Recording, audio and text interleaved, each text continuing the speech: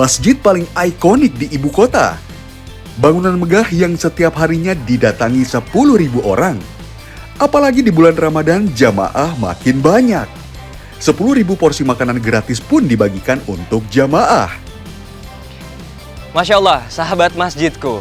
Sebuah kebanggaan, Indonesia memiliki masjid terbesar se-Asia Tenggara. Masjid Istiqlal di Jakarta. Kapasitasnya kurang lebih sekitar 200.000 jamaah.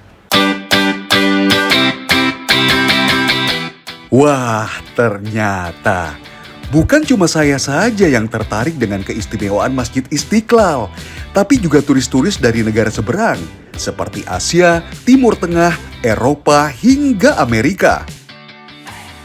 Is it your first time here? Yes, very yeah, my first time here. So what do you think about this mosque? Well, Allahu Akbar. Allahu Akbar, Masya Allah. Bicara soal Masjid Istiqlal, tentunya yang paling menarik perhatian adalah arsitekturnya. Sahabat masjidku, salah satu yang menjadi ikon di masjid ini adalah di atas. Kubah raksasa Masjid Istiqlal. Diameternya 45 meter yang mengindikasikan syarat akan makna kebangsaan. Yang berarti Indonesia merdeka pada tahun 1945. Masya Allah. Kubah di atas saya ini besar sekali ya. Angka 45 yang dijadikan ukuran diameternya merepresentasikan tahun kemerdekaan Indonesia. Disebut Silaban dong, karena arsiteknya bernama Frederick Silaban. Kubah ditopang oleh 12 tiang yang melambangkan 12 Rabiul Awal, tanggal kelahiran Nabi Muhammad SAW. Di tengah kubah terbentang kaligrafi indah. Tercantum lafaz basmalah, surat Al-Ikhlas, dan ayat kursi. Baca artinya itu kan simbol tauhid ya. Betul. Qul huwallahu ahad, surah Al-Ikhlas itu keesaan Tuhan. Kemudian surah ayat kursi itu kan melambangkan bahwasanya Tuhan itu tidak pernah tidur, Tuhan itu tidak ngantuk, Tuhan mengetahui segala-galanya. Makanya menarik kalau orang masuk ke lantai utama Masjid Istiqlal, Betul. dia lihat ke atas. Masjid Istiqlal bukan hanya jadi tempat ribuan umat bersujud dan berdoa, tapi juga jadi saksi awal perjalanan cinta. Di bawah kubah besar ini, akad suci menyempurnakan iman diucapkan. Dalam balutan kemegahan Istiqlal, dua hati disatukan dalam satu janji yang sakral. Sukses bikin haru dan bahagia ya. Memilih Masjid Istiqlal sebagai tempat pernikahan bukan tanpa alasan.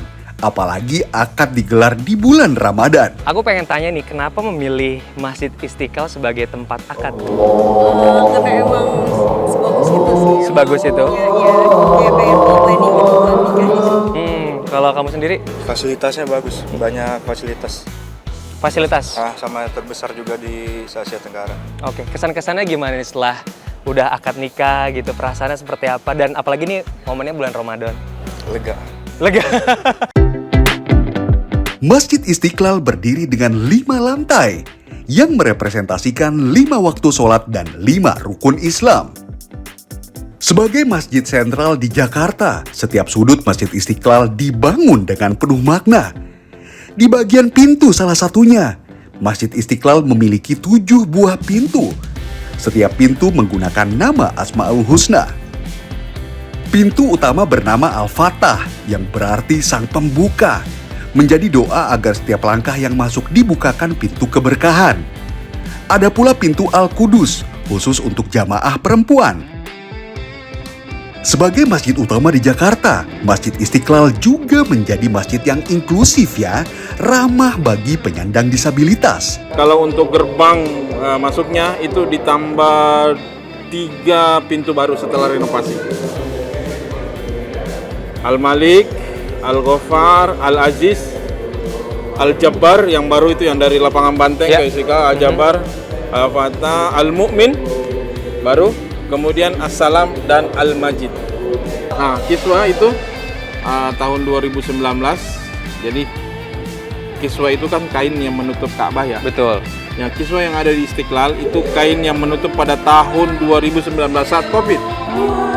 Itu bagian pintunya itu diinfakkan, disedekahkan Raja Salman untuk rakyat Indonesia, dan nggak mungkin kiswah itu dibagi-bagi ke seluruh, tapi disimpan di Istiqlal untuk saudara-saudara kita yang di daerah bisa menikmati, bisa foto-foto dan lain-lain sebagainya. Menyusuri berbagai sudut Masjid Istiqlal, ternyata ada banyak hal yang membuat saya terkesan. Yang ini salah satunya. Sahabat masjidku, selama bulan Ramadan, Masjid Istiqlal itu punya beberapa kegiatan. Salah satunya adalah ada di dalam ini, yaitu belajar Al-Quran Isyarat. Seperti apa sih belajar Al-Quran Isyarat? Kita masuk dalam ini. Di salah satu ruangan terlihat sekumpulan jamaah berkumpul. Tangan mereka bergerak perlahan mengikuti gerakan seorang pengajar. Ternyata ini adalah kegiatan belajar Al-Quran Isyarat. Setiap huruf, setiap ayat diterjemahkan ke dalam gerakan tangan.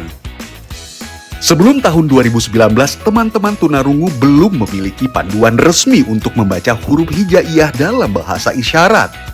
Selama ini mereka hanya melalui terjemahan makna. Proses pembelajaran dilakukan agar saudara-saudara kita yang tunarungu juga bisa memahami dan menghafal Al-Quran. Jadi mungkin selama ini teman tuli itu belum nggak bisa ngaji gitu. Tahunya mungkin selama ini Bismillah itu dengan menyebut nama Allah diisyaratkan. Betul. Tapi dengan pelatihan hari ini teman-teman tuli tahu ba itu gimana isyaratnya, ba kemudian alif seperti ini, lam seperti ini, mim seperti ini, sehingga mereka membaca Al-Quran sama seperti kita yang normal, yang bisa mendengar, bisa melihat. Masya Allah. Begitulah metodenya. Sistem isyarat untuk huruf hijaiyah disusun lengkap dengan harokat, tanwin, dan tanda baca agar teman tuli bisa membaca Al-Quran. Itu bahasa-bahasa itu sendiri memang universal di semua negara? Hampir di semua negara Sama? Oke. Apa namanya, hijaiyahnya, isyarat hijaiyah. Peserta kelas banyak juga ya. Mayoritas datang dari Jabodetabek, terutama Jakarta. Bukan hanya teman tunarungu, tapi juga guru SLB dan sahabat dengar yang ingin turut berkontribusi. Pelatihannya dimulai dari tingkat dasar, praktik, hingga ujian. Dan peserta yang lulus akan mendapatkan sertifikat dan bisa jadi pengajar. Dan salah satu elemen paling menonjol dari Masjid Istiqlal adalah menaranya. Tidak seperti masjid kebanyakan, Masjid Istiqlal hanya memiliki satu menara saja, yang bermakna Allah hanya satu yang Maha Esa. Yang di sini simbol agamanya adalah menara ini. Oh, oke. Ini tingginya 6.666 cm. Yang berarti jumlah ayat di dalam Al-Quran menurut satu pendapat ya, karena ada beberapa pendapat. Pendapat itu jadi tingginya 66,6 ya, atau kalau di sentimeter 66,6 meter, artinya 6.666. Di atas kubah yang Ka'bah ya ada besi lancip menjulang ke langit. Itu tingginya 30. Itu simbol jumlah bahwasanya Al-Quran itu terdiri dari 30 juz. Berdiri di atas kawasan seluas 10 hektar dengan luas bangunan 3 hektar. Masjid ini bisa menampung 150 sampai 200 ribu jamaah. Masya Allah. Dengan luas masjid yang begitu besar dan banyaknya jamaah yang datang, ternyata Masjid Istiqlal memiliki 400 karyawan. Ini memang membutuhkan biaya sangat besar ya, terutama untuk pemeliharaan, kebersihan, keamanan. Sementara anggaran untuk kami itu memang terbatas. Jadi per bulan itu kami bisa menghabiskan sekitar 200 juta kurang lebih. Ya. Itu untuk? Oh semua. Untuk maintenance, security, keamanan, kebersihan, lalu teknisi ya, lampu listrik, sound system, kemudian untuk yang gaji marbot ya, gaji karyawan, semua diambil dari situ. Tak banyak yang tahu di bawah megahnya Masjid Istiqlal, ternyata Istiqlal juga memiliki sekolah. Jadi untuk sekolahnya sendiri atau kegiatannya itu dilakukan setiap hari dari pagi sampai dengan siang hari. Tepatnya di bawah dari Masjid Istiqlal itu sendiri. Baru pada tahu kan? Tidak lengkap jika saya tidak berkunjung ke salah satu ikon paling viral di Masjid Istiqlal, yakni terowongan silaturahmi. Terowongan yang dibangun sebagai penghubung antara dua rumah ibadah besar yang berdiri berhadapan di jantung ibu kota, Masjid Istiqlal dan Gereja Katedral. Nah, di gerbang terowongan ini kita dengar musik, ada suara beduk, ada musik-musik nuansa Islami. Dia kasih masuk, terowongannya sih nggak terlalu panjang, sekitar 100 meter kurang lebih. Kiri kanan ada ornamen ya, ini terbuat dari perunggu. Ini batasnya di sini. Biasanya kami kalau bawa tamu dari Istiqlal serah terimanya di sini. Dari Masjid Istiqlal mau ke Gereja Katedral disambut di sini, atau dari Gereja Katedral mau ke Istiqlal itu penyambutannya ini batas ini, border. Terowongan ini berada di bawah jalan raya yang memisahkan keduanya. Di dalamnya terdapat pencahayaan lembut, dinding dengan ornamen geometris, serta area yang bisa digunakan untuk pameran atau kegiatan bersama. Terowongan ini bukan sekedar akses fisik, dia menjadi simbol dialog, persaudaraan, dan toleransi antar umat beragama. Tidak terasa waktu berbuka puasa hampir tiba. Selama bulan Ramadan ada pembagian takjil gratis dari para donatur. 5.000 lebih kotak takjil siap dibagikan. Nah, sekarang udah sekitar jam 4:30. Kita mau bagi-bagi nasi kotak ini buat para jamaah yang hadir ke sini buat buka puasa. Jadi kita estafet untuk bantu.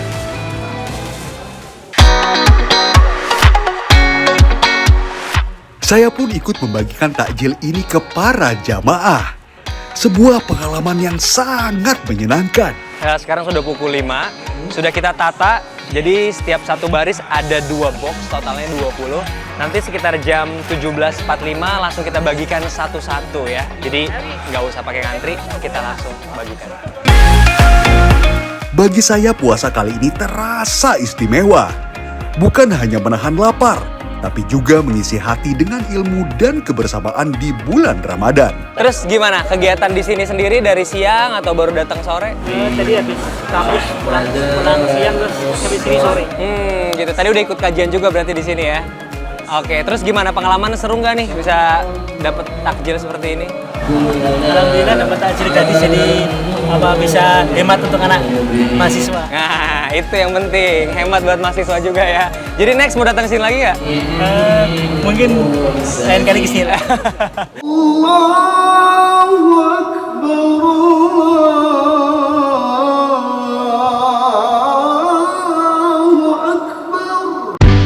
Masya Allah, usai berbuka puasa saya melangkah masuk ke dalam Masjid Istiqlal untuk sholat tarawih.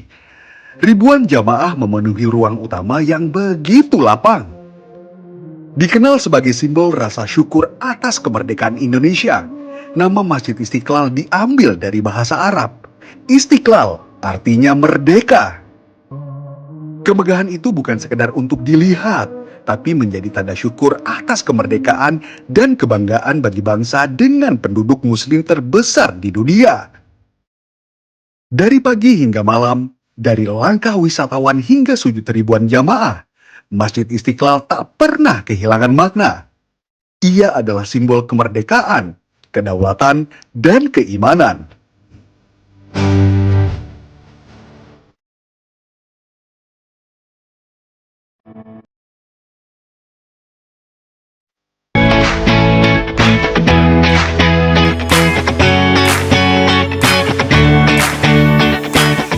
Masya Allah, indahnya masjidku.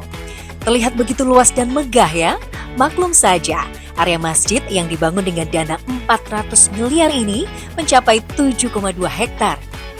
Tak heran kalau masjid ini menjadi masjid terbesar kedua di Asia Tenggara setelah Masjid Istiqlal di Jakarta. Sahabat masjidku, masjid yang tepat berada di belakang saya ini adalah Masjid Baitul Mutakin, Masjid Islamic Center Samarinda. Masjid ini tepat berada di tepi Sungai Mahakam, Samarinda. Ya, Masjid Islamic Center Samarinda atau Masjid Baitul Mutakin merupakan salah satu mahakarya arsitektur Islam yang memadukan gaya arsitektur Eropa, Timur Tengah, dan Indonesia yang menjadi kebanggaan masyarakat Samarinda, Kalimantan Timur.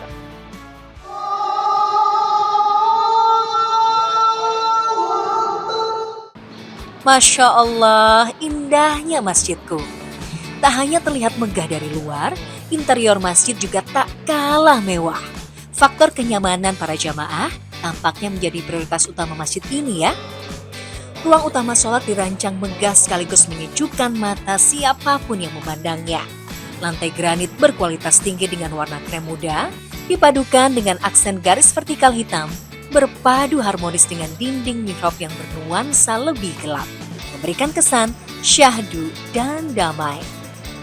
Sementara bagian plafon ruang utama dihiasi lukisan garis abstrak geometris bermotif bintang yang menjadi salah satu ciri khas dekorasi arsitektur Islam. Kubah itu ada lukisan, ada bintang di situ, ada 5, menggambarkan dasar negara falsafah bangsa kita, Pancasila. Lalu ada juga makna ini khas daerah Kaltim. Kemudian warna-warni bahwa kita ini adalah masyarakat yang heterogen. Dan Islam itu menghargai perbedaan, baik perbedaan fisik, perbedaan pendapat. Jadi kita, Indonesia adalah negara yang sukunya banyak, kita saling menghargai. Jadi mengajak umat Islam untuk bisa bergaul lintas suku, lintas agama, bahkan lintas bangsa. Keindahan interior ini disempurnakan dengan chandelier, lampu gantung besar dan mewah yang memancarkan cahaya hangat ke seluruh ruangan, berpadu indah dengan tulisan kaligrafi Al-Quran. Masya Allah, indahnya masjidku. Masjid Baitul Mutakin dibuat 3 lantai hingga mampu menampung sekitar 10.000 jamaah di ruang utama. Dan bisa bertambah hingga puluhan ribu orang jika area halaman dan plaza digunakan, seperti di hari raya atau momen spesial lainnya. Sebelum masuk ke area utama, tepatnya di serambi Masjid Islamic Center Samarinda, ada beduk berukuran raksasa dengan diameter 4 meter. Beduk ini termasuk beduk terbesar yang ada di masjid-masjid Indonesia. Bagian tabung beduk menggunakan 1 batang kayu bengkirai, jenis kayu khas Kalimantan yang terkenal sangat kuat dan tahan lama. Pak, ini kan ada bentuk beduk nih Pak. Bentuknya nih biasanya bulat, sempurna. Tapi kenapa ini Pak untuk beduk di sini? Ini sengaja juga saya kira karena ini bentuk kayunya. Ini kayu asli Kalimantan. Jadi dibuat apa adanya dan ini menggambarkan juga bahwa manusia itu tidak sempurna. Masya Allah. Ya, manusia itu selalu ada kelirunya, ada plus minusnya. Sehingga itu bagian dari introspeksi yang terpenting bagi kita. Jangan cuma telunjuk kita ke orang, tapi juga ke diri kita gitu ya. Baik yang muda maupun yang udah tua ya. Sehingga itu akan menjadi renungan bagi setiap muslim khususnya ketika kita mau masuk masjid. Sebagai putri daerah, kayaknya belum afdol nih. Kalau di bulan Ramadan ini, saya tidak ikut memakmurkan masjid yang berada di tepian Sungai Mahakam, sungai terbesar dan terpanjang di Kalimantan Timur. Wah, kelihatannya ada yang lagi belajar mengaji nih. Coba kita samperin ya. Ternyata mereka sedang belajar mengaji dengan metode qiraati, membaca Al-Quran secara langsung tanpa dieja, yang menekankan pada kelancaran, ketepatan tajwid, dan tartil. Kerennya lagi, kegiatan ini bukan hanya untuk anak-anak saja loh, tapi juga orang dewasa. Wah, ternyata membaca Al-Quran harus tepat dan sesuai pelafalan ya. Tentu saja bagi banyak orang termasuk saya, hal ini nggak mudah. Perlu belajar ekstra dan niat yang kuat, supaya bisa mengaji dengan benar, lancar dan tepat, sesuai dengan pelafalan dan tajwidnya. Soalnya ada huruf-huruf yang pembacaannya berada di ujung lidah, ada yang memantul, bahkan ada yang bacaan panjangnya dari 1 hingga 7 ketukan.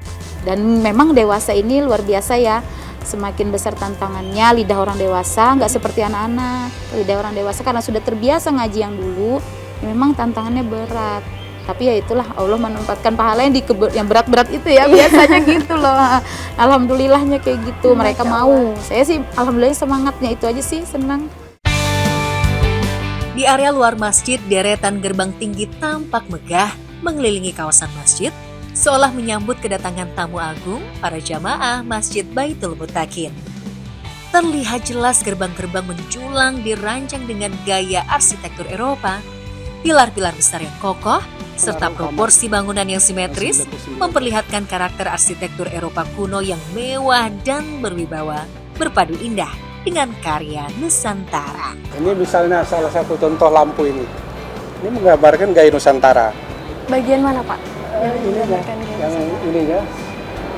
Dengan ini kan dulu kita kan ada lampu teplok, tapi ini dibuat kontemporer gitu ya. Nah, jadi bisa bertahan dari masa ke masa. Berarti Pak, untuk yang plafonnya ini ada khas tersendiri juga, Pak? Iya, kita memanfaatkan kayu, misalnya untuk plafonnya adalah produk dalam negeri. Itu daerah-daerah untuk menggambarkan juga bahwa kita Indonesia ya. Kaltip punya kayu unggul, ulin, tapi tidak cocok untuk plafon. Juga ada meranti, ada kapur, kemudian ada bengkirai. Tapi yang terbaik untuk plafon ini kayu dari Papua, yaitu berbau dengan ebony dari Sulawesi Tengah. Dikombinasikan ya, Pak? Tapi ini makanya sampai hari ini sudah 18 tahun ini tidak pernah kita ganti. Kubah utama Masjid Baitul Muttaqin yang berdiameter sekitar 45 meter dikelilingi kubah kecil yang memperkuat kesan monumental sekaligus elegan. Ternyata kubah emas ini terinspirasi dari kubah Hagia Sophia, masjid ikonik yang ada di Istanbul, Turki. Wah, pantesan cantik banget ya. Melihat kemegahan deretan menaranya yang menjulang tinggi, yang sangat mencerminkan kemegahan serta keindahan gaya arsitektur Timur Tengah, saya baru menyadari, rupanya bentuknya memang terinspirasi dari menara Masjid Nabawi di Madinah. Total keseluruhan 7 menara. Jadi satu menara utama itu tingginya 99 meter. Yang 6 menara lainnya ada 2, ini ada 3 itu relatif sama. Yang 99 meter itu memang dibuat begitu untuk maknanya adalah kita untuk memuji nama-nama Allah 99 Asmaul Husna. Satu menara utama ada di sisi kanan bangunan masjid, sedangkan 6 menara lain yang melambangkan 6 rukun iman tersebar di sisi-sisi bangunan. 4 menara setinggi 70 meter berdiri di setiap sudut bangunan, sementara 2 menara lainnya setinggi 57 meter berada di area gerbang masuk, seolah menyambut setiap jamaah yang datang. Dan kita lihat ya kubah dengan menaranya ini kan kalau kita ke Turki atau hampir semua masjid di dunia mungkin sama, yang besar-besar. Menjelang waktu berbuka puasa, semakin banyak pula orang-orang datang ke Masjid Baitul Muttaqin. Tuh lihat, ibu-ibu banyak yang mengabadikan keindahan masjid yang berdiri berdampingan dengan Sungai Mahakam ini ya. Seperti namanya, Baitul Muttaqin yang berarti rumah bagi orang-orang bertakwa. Masjid Islamic Center Samarinda kini tengah berkembang menjadi pusat peradaban dan syiar Islam. Tak terkecuali sebagai destinasi wisata religi bagi para wisatawan yang datang.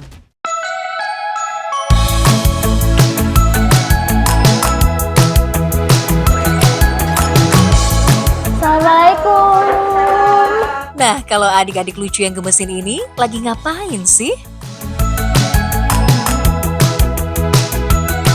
Alhamdulillah kita bersyukur sama Allah Ar-Razzaq karena kita sudah diberikan rezeki yang lebih. Jadi kita patut bersyukur dengan mengucapkan Alhamdulillah. Oh alah, rupanya mereka ini murid TK di sekolah Masjid Baitul Muttaqin yang sedang mengisi bulan Ramadan dengan berbagai kegiatan. Dari membuat bingkisan Ramadan, kudapan untuk berbuka puasa, sampai membuat beduk. Rafa, puasa nggak? Kadang puasa, kadang enggak. Masya Allah, baru belajar puasa ya? Iya. Berarti Rafa di sekolah kegiatannya ngapain aja? Bagi hampers, berbagi. Oh, membuat hampers ya? Iya. Hampersnya buat siapa, Rafa? Buat orang yatim piatu. Buat orang yatim piatu. Terus ada ngapain aja? Ada belajar? Buat takjil. Buat takjil juga. Terus ada belajar apa lagi? Belajar sholat duha. Sholat duha, Masya Allah. Alhamdulillah, semuanya senang belajar ya. Berbagi di bulan Ramadan menunjukkan keimanan dan kepedulian sosial serta mempererat persaudaraan dalam Islam. Apalagi pahalanya berlipat ganda loh. Sekolah di Masjid Baitul Mutakin mulai dari kelompok bermain hingga taman pendidikan Al-Quran. Di sini, selain diberikan pelajaran formal, anak-anak juga diajarkan untuk menghafal Al-Quran. Ada satu anak yang menarik perhatian saya nih, namanya Abizar. Di usianya yang cukup muda, ia sudah hafal setengah juz Al-Quran loh. Subhanallah. Abizar ada target nggak untuk hafal Qurannya? Untuk target pastinya saya mau 30 juz, tapi untuk di SMP ini paling nggak 15 juz dulu. Nanti baru pas lanjut SMA sampai 30 juz. Masya Allah. Bismillah, semoga saya juga bisa seperti Abizar ya. Amin. Nah, sudah mampir ke Masjid Islamic Center Samarinda, rasanya kurang lengkap nih kalau nggak ikutan berburu takjil di Bazar Ramadannya. Wah, ramai sekali ya. Pilihan takjilnya juga banyak banget tuh. Nah, jadi sahabat masjidku, di Masjid Baitul Mutakin ini nggak hanya jual makanan-makanan aja, tapi ini juga ada makanan khas daerahnya juga nih di sini. Kita cobain amparan tatak. Bu, ini dari apa? Yang ini bahannya? ketan, santan, gula merah. Ini labu sama pandan. Labu sama pandan. Puding busa. Makanan sudah, jangan lupa minumannya juga ya. Ada banyak pilihan minuman manis dan segar di sini. Oh, di masjid ini setiap Sabtu Minggu memang ada bazar. Oh. Oh, gitu. Saya kira cuma setiap Ramadan aja. Oh. Malah setiap Sabtu Minggu ada juga di sini. Oh. Dan tempatnya sama juga di sini. Oh. Rame nggak biasanya? Alhamdulillah, Masya Allah. Oke, menu berbuka saya sudah lengkap nih. Sekarang saya masuk lagi ke dalam masjid ya untuk berbuka bersama para jamaah yang datang ke Masjid Baitul Mutakin. Kira-kira ini aku bisa habisin semuanya nggak nih ya sahabat masjidku? Ini ada kolak, ada pisang kapit, ada amparan tatak, dan ada es jeruk. Nanti kita cobain. Sembari menunggu waktu berbuka puasa, Masjid Islamic Center Samarinda rutin menggelar kegiatan Ramadan seperti khataman Quran hingga berbagai kajian. Wah, lihat, makin banyak tuh jamaah yang datang. Mulai dari masyarakat sekitar, musafir, sampai wisatawan dari luar kota. Semuanya berkumpul dalam satu suasana kebersamaan menanti adzan maghrib berkumandang. Tidak ditutup kemungkinan banyak bantuan seperti toko-toko dari toko juara itu sering memberikan bantuan berupa nasi kotak atau berupa takjil. Berarti ini ya Bu, dari masjid menyediakan juga masjid spesial 500 kotaknya yang berbentuk putih itu kotak dari sini. Dari masjid. Dan tapi semua ditangani oleh majelis taklim. Masya Allah, antusias dari jamaah yang hadir di masjid ini, Masya Allah luar biasa. Jadi energinya ikut ke bawah juga.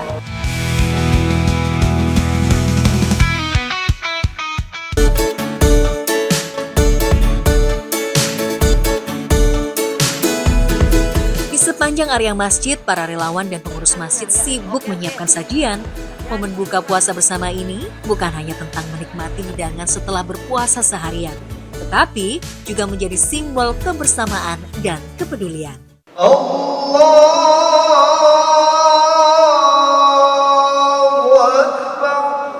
Nikmatnya berbuka puasa di Masjid Baitul Mutakin, Masjid Islamic Center Samarinda ini, Masya Allah, antusias dari jamaah yang hadir di masjid ini, Masya Allah luar biasa. Jadi energinya ikut ke bawah juga. Jadi suasana Ramadan ini benar-benar terasa sekali di Masjid Islamic Center Samarinda.